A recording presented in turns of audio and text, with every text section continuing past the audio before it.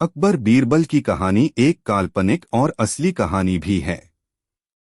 ऐसी बहुत सी अकबर बीरबल की कहानी है जो काफी हद तक काल्पनिक कहानी है। वही अकबर बीरबल की बहुत ऐसी कहानी है जो असली कहानी है। अकबर बीरबल की कहानी। अकबर बीरबल की कहानी पढ़ने में पढ़ने वाले को बहुत मजा आता है। अकबर बीरबल की कहानी। अकबर बीरबल स्टोरी इन हिंदी देश के अलावा विदेशों में भी पढ़ा जाता है। अकबर बीरबल की कहानी में बीरबल बादशाह अकबर के सवालों को हल करते हैं। वही जब भी ऐसा कुछ होता है जो बादशाह अकबर हल नहीं कर पाते हैं तो बीरबल उस समस्या को हल कर देते हैं। अकबर के राज्य का मूर्ख व्यक्ति। अकबर बीरबल की कहानी। अकबर के राज्य का मूर्ख व्यक्ति। अकबर के राज्य का मूर्ख व्यक्ति। बादशाह अकबर ने बीरबल को हुक्म दिया कि इस राज्य के सभी मूर्ख व्यक्ति की एक सूची बनाकर मेरे सामने पेशा किया जाए।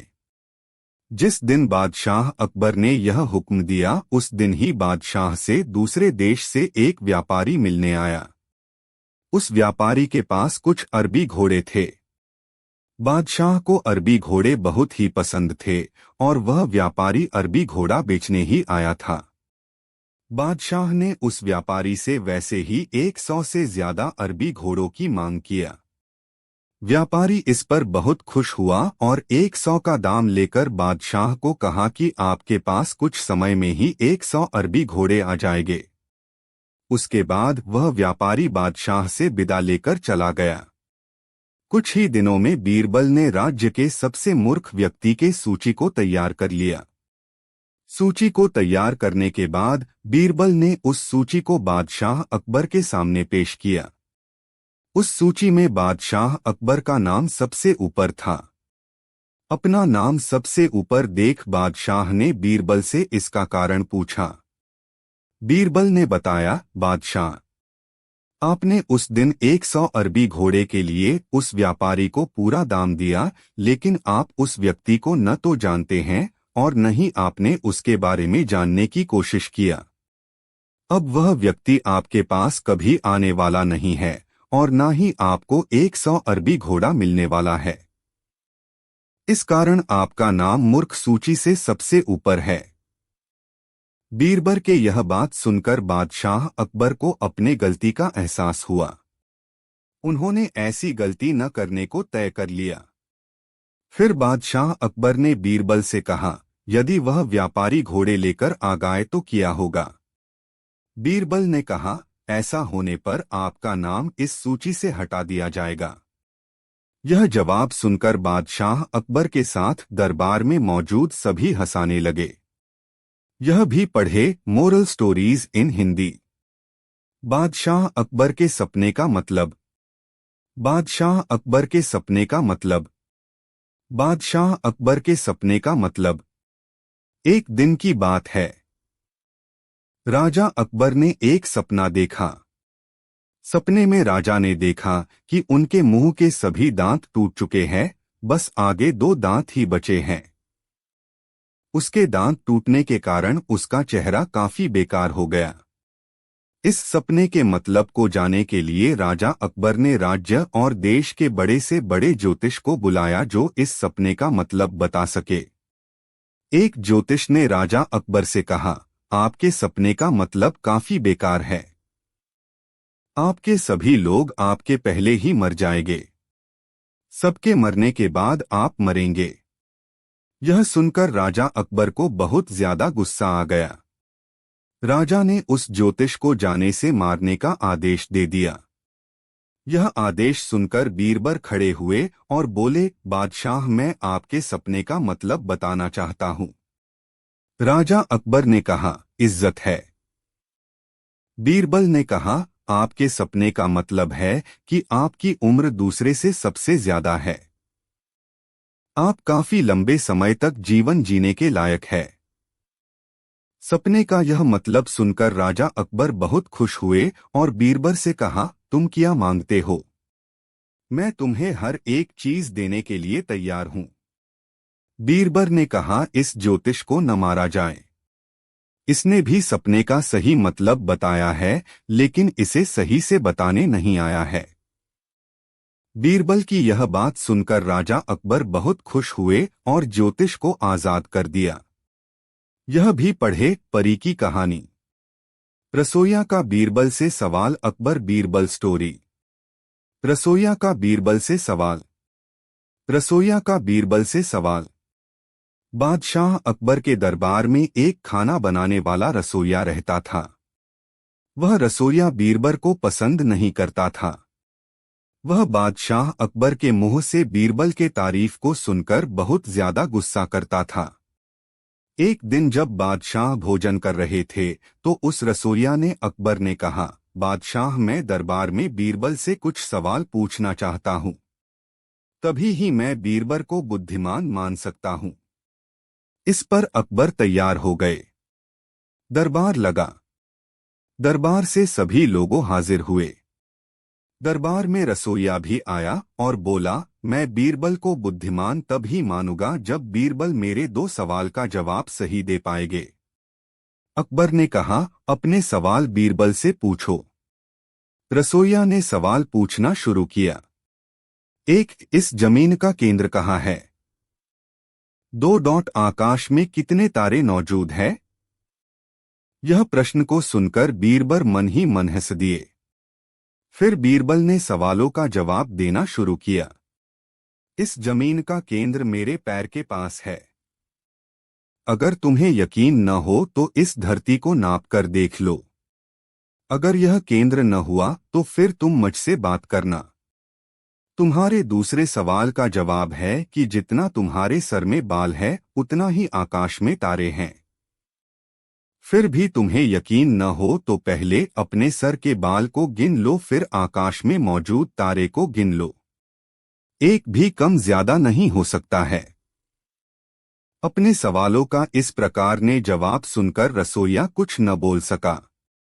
रसोइया ने अपनी गलती को मान लिया और फिर कभी बीरबल के सामने कोई सवाल करने के बारे में नहीं सोचा। यह भी पढ़े भूत प्रेत और आत्मा की कहानी। जनता के खुशी का कारण। जनता के खुशी का कारण। जनता के खुशी का कारण। एक दिन बादशाह अकबर अपने दरबार में बैठे हुए थे। बादशाह अकबर ने बीरबल ने कहा, हमारे राज्य की जनता कितनी खुश है। जनता की खुशी का कारण सबसे ज्यादा हमारे राज्य के ईमानदार व्यक्ति हैं। अगर राज्य में ईमानदार व्यक्ति न होते हैं, हर एक स्थान पर इतनी खुशी न होती है। इस पर बीरबल ने जवाब दिया, बादशाह, जनता की खुशी का कारण ईमानदार व्यक्ति नहीं है बल्कि दंड मुख्य कारण है। बादशाह अकबर ने कहा, वह कैसे? इसको मैं नहीं मान सकता हूं। बीरबल ने कहा, बादशाह यही सत्य है। फिर बादशाह अकबर ने कहा, क्या तुम ऐसे साबित कर सकते हो? बीरबल साबित करने के लिए तैयार हो गए। बीरबल ने बादशाह अकबर से राज्य में घोषणा करवाने को कहा। उस घोषणा में कहा जाए कि राज्य के हर एक व्यक्ति को रात के समय पीपल के पास वाले कुएं में 1 लोटा दूध डालना है। बादशाह अकबर ने ऐसा ही किया। पूरे राज्य में इसकी घोषणा करवा दी। रात के समय राज्य के सभी लोग अपने अपने हाथ में लोटा लिए कुएं के पास आते हैं और कुएं में दूध को डालकर चले जाते हैं। सुबह हुए और जब बादशाह अकबर और बीरबल कुएं पास गए तो उन्हें उस कुएं में बस पानी ही पानी नजर आया। कुएं बस पानी को देख बादशाह अकबर ने बीरबल ने कहा, जनता ने तो कुएं में दूध डाला था लेकिन इस कुएं में तो बस पानी ही पानी है। इस पर बीरबल ने कहा, बादशाह, वास्तव में किसी ने भी इस कुएं में दूध को नहीं डाला। सभी को लगा कि सभी तो कुएं में दूध ही डालेंगे। अगर मैं इस कुएं में पानी को डाल दूंगा तो क्या हो जाएगा? बादशाह अकबर को समझ आ गया कि अपने देश को खुश रखने और सुरक्षित रखने के लिए नियम कानून बनाने चाहिए और गलती होने पर दंड भी देना चाहिए। यह भी पढ़े बेहतरीन हिंदी कहानियां सीख के साथ। बादशाह अकबर के 5 सवाल। अकबर बीरबल की कहानी। बादशाह अकबर के 5 सवाल अकबर बीरबल स्टोरी। बादशाह अकबर के 5 सवाल अकबर बीरबल स्टोरी। बादशाह अकबर को सवाल पूछने की आदत हो गई थी।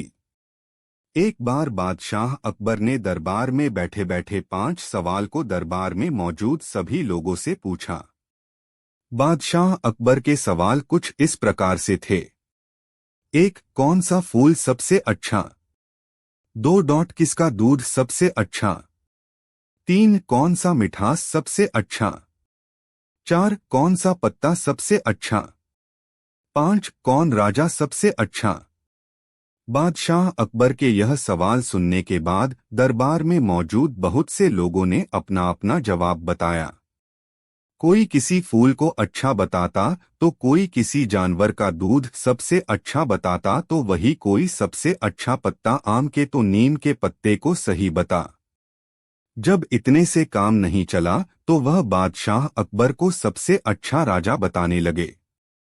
लेकिन बादशाह अकबर किसी के जवाब से खुश न हो सके। फिर बादशाह अकबर ने बीरबल से जवाब देने को कहा। बीरबल ने राजा के 5 सवाल के ऐसे जवाब दिया। बीरबल ने कहा, बादशाह, आपके पहले सवाल का जवाब है कपास का फूल सबसे अच्छा होता है। इसका कारण है कि कपास के फूल से ही कपड़ा बनता है और उस कपड़े से हम अपने शरीर को ढक पाते हैं। दूसरे सवाल का जवाब है माँ का दूध। माँ का दूध ही बच्चे के शरीर के विकास में मदद करता है।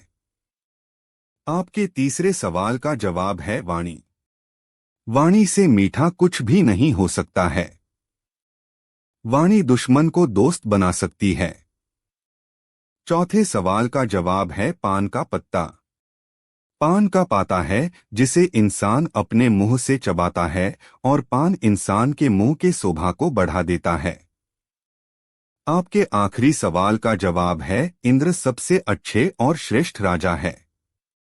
इसका कारण है कि उनकी कृपा से ही वर्षा होती है। वर्षा के कारण ही यह धरती इतनी हरी भरी रहती है और हम इंसान इस धरती पर जीवित है। अपने सभी सवालों का सही जवाब सुनकर अकबर बहुत ज्यादा ही खुश हुए। राजा अकबर ने बीरबल को बहुत से उपहार भी दिए। मुगल बादशाह अकबर का नाम आए और बीरबल की बात न निकले ऐसा हो ही नहीं सकता। बीरबल अकबर के 9 रत्नों में से एक थे और एक महान मजाकिया, बुद्धिमान, कवि और लेखक थे जो अपने बहुमूल्य सलाह के लिए जाने जाते थे। लोकप्रियता में बीरबल का कोई सानी नहीं था। वे उच्च कोटि के प्रशासक और तलवार के धनी थे। उनकी विनोदप्रियता और चतुराई के किस्से भारतवर्ष के कोने कोने में प्रसिद्ध थे और सभी उनके प्रशंसक थे। उनके प्रशंसकों में सम्राट अकबर भी थे। इसी कारणवश बाकी दरबारी बीरबल से ईर्ष्या रखते थे और हमेशा उन्हें नीचा दिखाने के लिए षड्यंत्र रचाते थे, लेकिन हर बार बीरबल अपनी चतुराई से उन्हें मात दे देते थे। 22:03 रात के 11:30 बजे सुनील कुशवाहा 731811 एक बार अकबर बादशाह के उस्ताद पीर साहब मक्का से चलकर दिल्ली आए। रास्ता न जानने की वजह से उन्हें बड़ी मुश्किलों का सामना करना पड़ा था। अकबर बादशाह ने उनकी बड़ी आवभगत की। कुछ दिन आनंद लेकर पीर साहब मक्का लौट गए। जब पीर साहब चले गए तो अकबर बादशाह ने बीरबल से पूछा, बीरबल, क्या तुम्हारे भी कोई गुरु हैं जैसे कि मेरे पीर साहब हैं? यदि हैं तो वे कहाँ रहते हैं, कभी आते जाते भी हैं या नहीं? बीरबल ने जवाब दिया, जहांपना, मेरे भी गुरु हैं, लेकिन वह बाहर रहते हैं, कहीं आते जाते नहीं।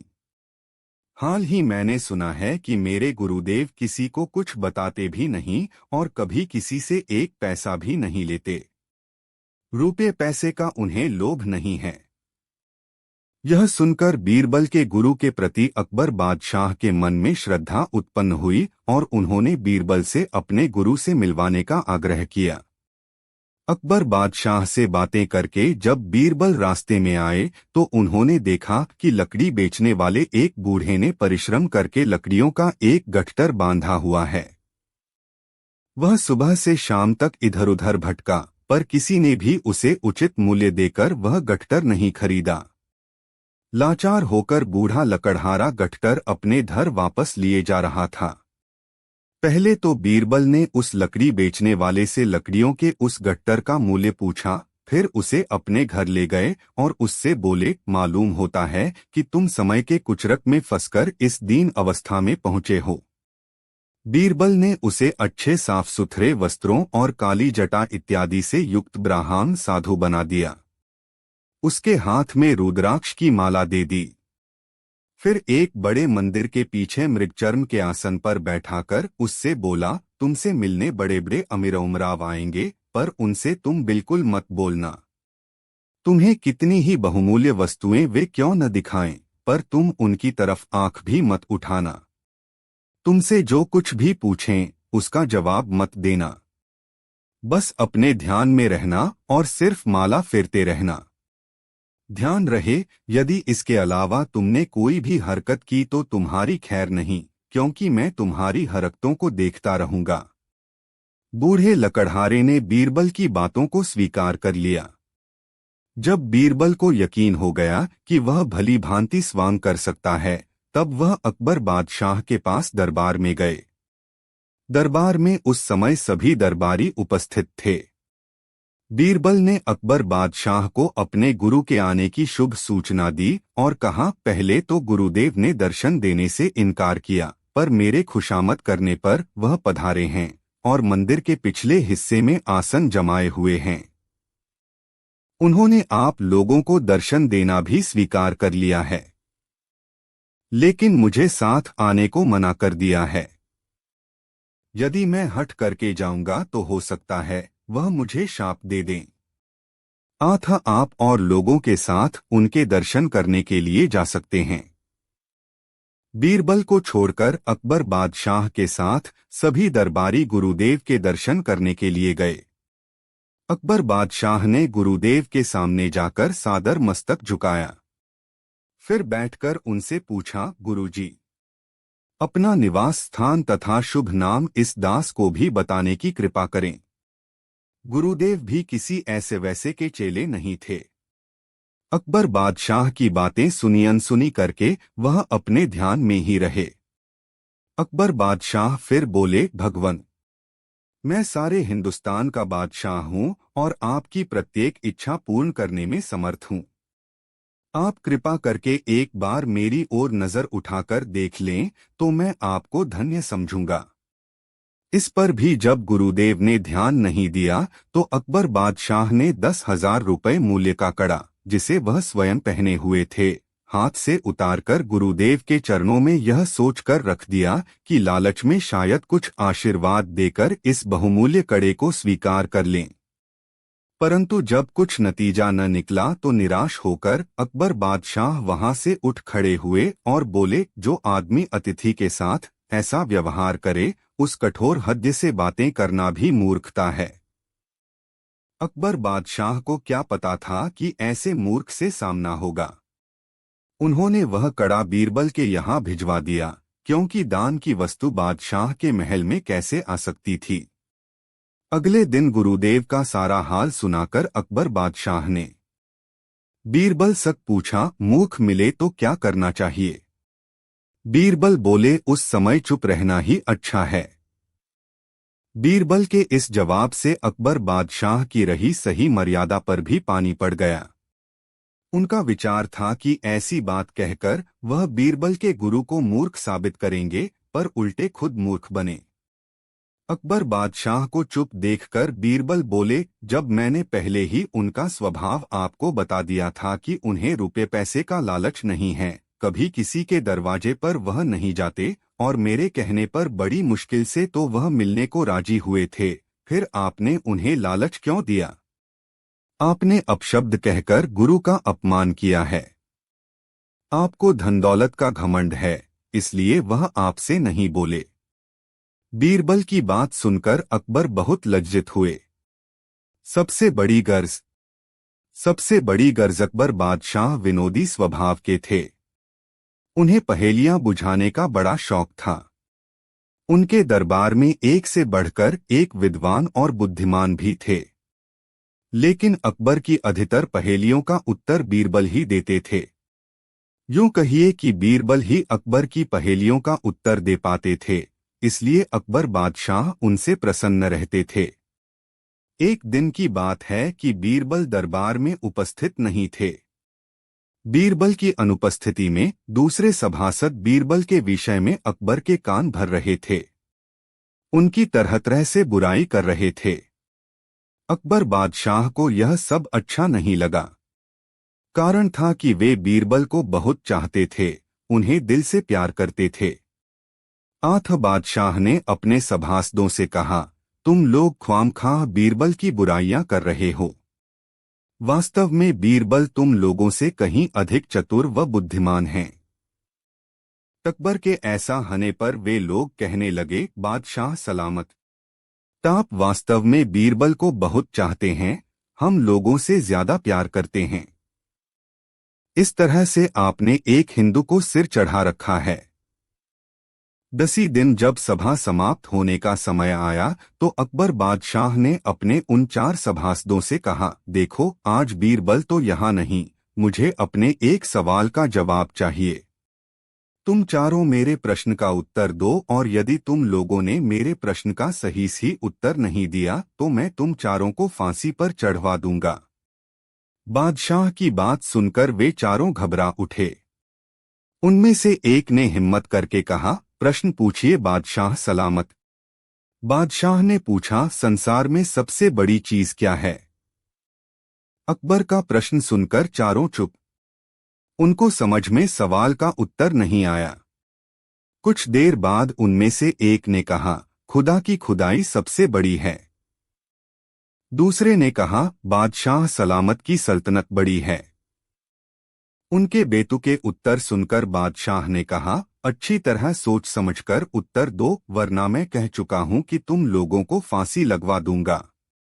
तीसरे ने डरते डरते कहा, बादशाह सलामत, मैं कुछ दिनों की मोहलत दी जाए। बादशाह ने कहा, इसमें मुझे कोई एतराज नहीं है, मैं तुम लोगों को 1 सप्ताह का समय देता हूं। वे चारों सभा से मुंह लटकाए बाहर निकले। उनके चेहरों पर मुर्दनगी छा गई। चारों ही फांसी के नाम से पीले पड़ गए।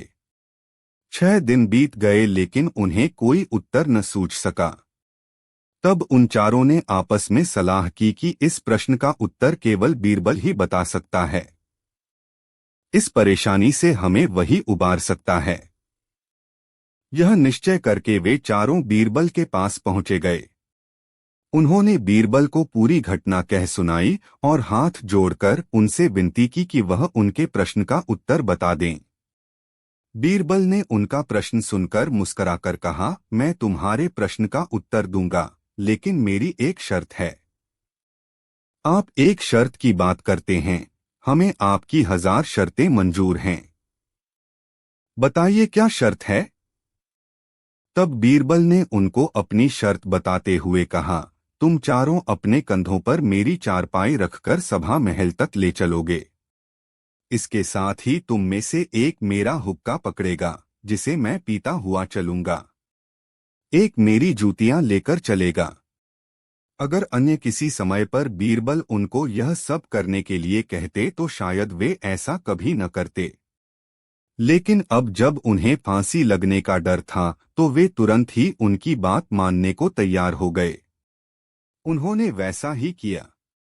वे चारों अपने कंधों पर बीरबल की चारपाई उठाए, उनका हुक्का और जूतियां उठाए चल दिए। बीरबल हुक्का पीते हुए चले जा रहे थे। रास्ते में लोग आश्चर्य से इस अजीब मंजर को देख रहे थे। उन्होंने जाकर बीरबल की चारपाई को सभा के मध्य रख दिया। बीरबल ने चारपाई से उतरकर कहा, बादशाह सलामत। आपको अपने प्रश्न का उत्तर मिल गया। संसार में सबसे बड़ी चीज गर्ज है। अकबर बादशाह मुस्करा उठे। यह तो अन्याय है। आपने कहा कि इसे ऐसे ही मारा जाना चाहिए जैसे इसने आपको मारने की कोशिश की थी। ऐसे में सिपाही को आम के पेड़ पर निशाना लगाना चाहिए, ताकि वह निशाना चुके और इस लड़के को तीर आकर लगे। तभी तो आपका आदेश पूरा होगा। बीरबल के यह शब्द सुनकर बादशाह अकबर को एहसास हो गया कि वे गुस्से में आकर एक मासूम लड़के की जान लेने जा रहे थे। उन्होंने उस लड़के की जान बख्श और उसे आमों के टोकरे के साथ विदा किया।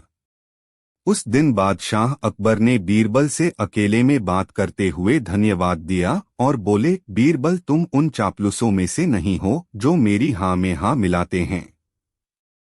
आज तुम्हारी वजह से उस लड़के की जान बच गई, वरना मेरे हाथों एक बेगुनाह का खून हो जाता। यह सुनकर बीरबल मुस्कुराने लगे।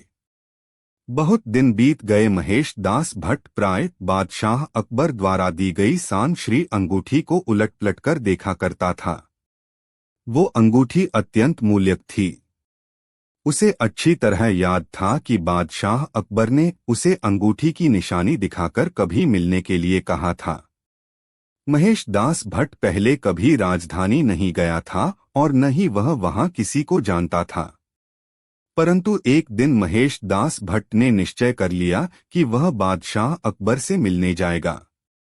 उसने शहर जाने के लिए अपना सामान बांधा और राजधानी आगरा के लिए रवाना हो गया। जब महेश दास भट्ट महल पर पहुंचा तो एक दरबान ने दरबार में जाने से रोक लिया। तब महेश ने उस बादशाह अकबर की दी हुई अंगूठी दिखाई और कहा, बादशाह ने कुछ दिनों पहले मुझे यह अंगूठी दी थी और कहा था कि तुम्हें जब भी फुर्सत मिले मुझसे मिलने के लिए शाही दरबार चले आना। अंगूठी देखते ही लालची दरबान का लालच जाग उठा। उसने महेश दास भट्ट से कहा, सुनो भाई, मैं तुम्हें एक ही शर्त पर दरबार में जाने दूंगा। ठीक है भाई, अपनी शर्त बताओ, महेश बोला। तब दरबान ने महेश से कहा, अगर बादशाह अकबर से भेंट करने के बाद तुम्हें कोई इनाम मिला तो उसमें से आधा हिस्सा मुझे देना होगा। दरबान की यह बात सुनकर महेश दास भट्ट हैरान रह गया, लेकिन उसने लालची दरबान की शर्त मान ली। जब महेश अंदर पहुंचा तो अकबर का शाही दरबार लगा हुआ था। महेश दरबार और महल की सुंदरता देख मोहित हो उठा। सारे दरबारी अपने अपने स्थानों पर विराजमान थे। दरबार की शोभा निराली थी। तुम यहाँ क्या करने आए हो? नौजवान बादशाह ने पूछा। जहांपना, मैं महेश दास भट्ट हूँ। कुछ दिनों पहले आपसे मेरी भेंट हुई थी और आपने मुझसे दरबार में आने के लिए कहा था, लेकिन बादशाह अकबर को याद नहीं आया कि उससे कहाँ भेंट हुई थी। तब महेश ने वो अंगूठी दिखाई और जंगल में रास्ता भटकने वाली सारी घटना बादशाह अकबर को याद दिलाई। वह अंगूठी देखते ही बादशाह अकबर को याद आ गया कि वे किस तरह शिकार खेलते हुए जंगल में रास्ता भटक गए थे और महेश दास भट्ट की हाजिर जवाबी के कारण उसे अपनी अंगूठी देते हुए उन्होंने शाही दरबार में आने का निमंत्रण दिया था। बादशाह अकबर महेश दास भट्ट को अपने सामने देखकर बहुत प्रसन्न हुए। वे महेश की हाजिर जवाबी के दीवाने हो चुके थे। उन्होंने खुश होकर कहा, जो तुम्हारे जी में आए वह इनाम मांग लो। महेश दास भट्ट को दरबान की बात अच्छी तरह याद थी। उसने कहा, जहांपना, मुझे 50 कोड़े लगवाए जाएं। यह सुनकर सभी दरबारी हैरान रह गए। बादशाह अकबर समझ गए कि महेश की इस बात में भी कोई राज छिपा है। अतः उन्होंने एक दरबारी से महेश की इच्छा पूरी करने को कहा। जब महेश को 25 कोड़े लग गए तो उसने दरबारी को रोक दिया। फिर उसने दरबान वाला किस्सा सबको बता दिया। यह सुनकर बादशाह अकबर को बहुत गुस्सा आया। उन्होंने लालची दरबान को दरबार में हाजिर होने का हुक्म दिया। जब दरबान दरबार में हाजिर हुआ तो बादशाह अकबर ने उसे 50 कोड़े मारने और 5 साल तक कैद में रखने की सजा दी। बादशाह अकबर ने महेश दास भट्ट की समझदारी तथा हाजिर जवाबी से खुश होकर उसे अपना दीवान बना दिया और बीरबल के नाम से पुकारने लगे। दरबान को अपने लालच का फल मिल गया और महेश दास भट्ट बीरबल के नाम से प्रसिद्ध हो गए। बादशाह अकबर और बीरबल न केवल हिंदुस्तान में बल्कि अन्य देशों में भी लोकप्रिय थे। बादशाह अकबर अपनी बहादुरी के लिए जाने जाते थे, जबकि बीरबल को लोग उनकी चतुराई और